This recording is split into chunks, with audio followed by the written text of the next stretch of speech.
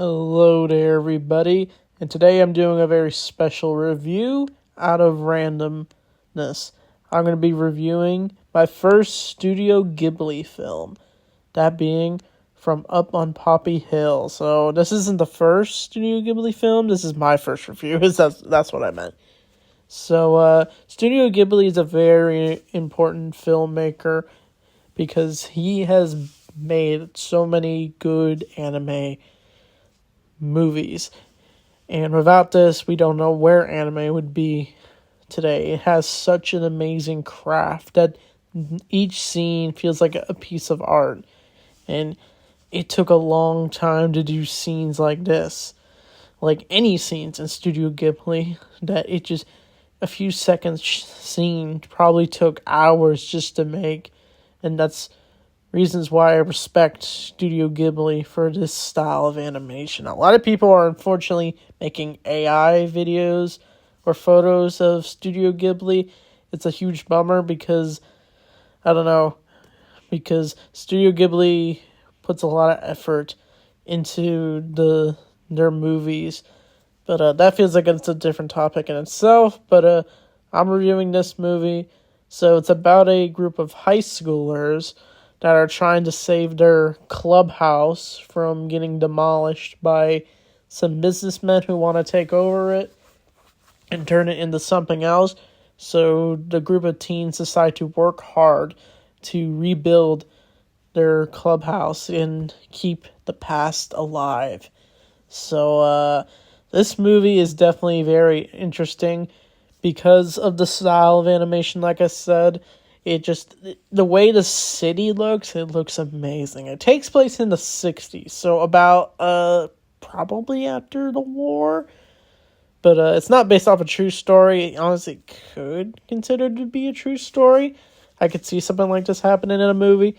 But the main standout is these two couples. I'm not good with anime names, so if I get the names wrong, I'm sorry. But in the English version, our main dude is played by Anton Yelchin. Rest in peace to Anton Yelchin. He was such a good young actor. It's unfortunate that he died. But I was surprised to learn that he is in this movie. But he plays Shun Kazam, who is, I guess, a mailman during his part-time job while going to school every day, and he falls in love with a girl. I'm so sorry if I get the name wrong, but I think the name is Umi. So Umi is I assume it's this girl who falls in love with this boy after he tries to save a pole flag during a school day, and he becomes the sort of celebrity of the school. He even accidentally breaks his hand and he has to use a cast, but he's still able to deliver mail, even on his little bike. And he takes the girl all around the city, and the shots of the people in the city, they just look so cool. Just, I wonder how many hours it took just to make this scene happen. But the main thing that goes on throughout the whole movie is that these students are trying to save their clubhouse, like I said. And they're even willing to go on big lengths just to scream out that they want this clubhouse saved. And they even have their own little songs they sing. And once we see the crowds of people just fighting, not really just protesting, it just looks so wild that they had to do all these scenes. And the way school was built back then in the world of Japan, that they had to wear uniforms like that is super well and detailed.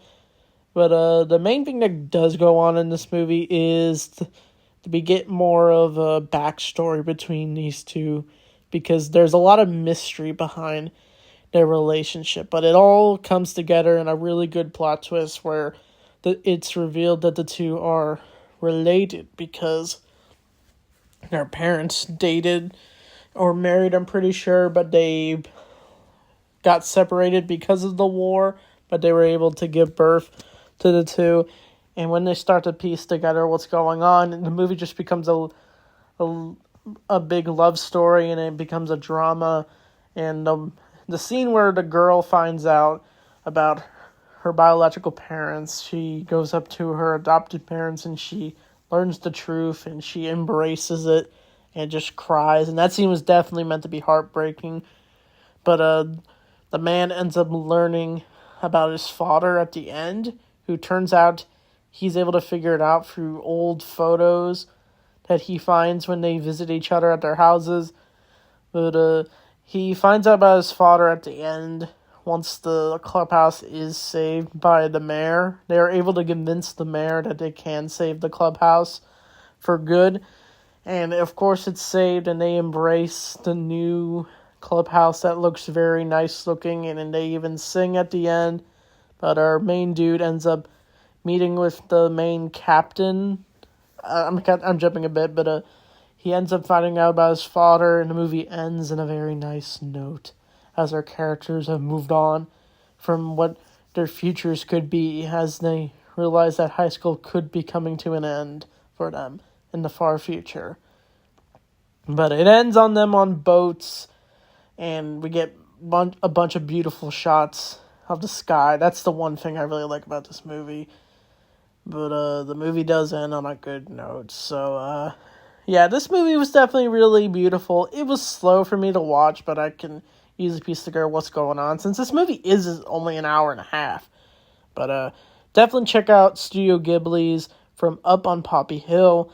I've also saw The Wind Rises. Maybe I'll review that, since that movie's a lot longer than this movie. But I'm surprised at how many celebrities they could get for these types of movies. I even saw The Boy and Heron. They even got a bunch of actors for that movie for sure. So whatever Studio Ghibli gives us, I definitely want to check it out, since I do want to get into more anime reviews. So anyway, thanks for watching. I'll see you all next time.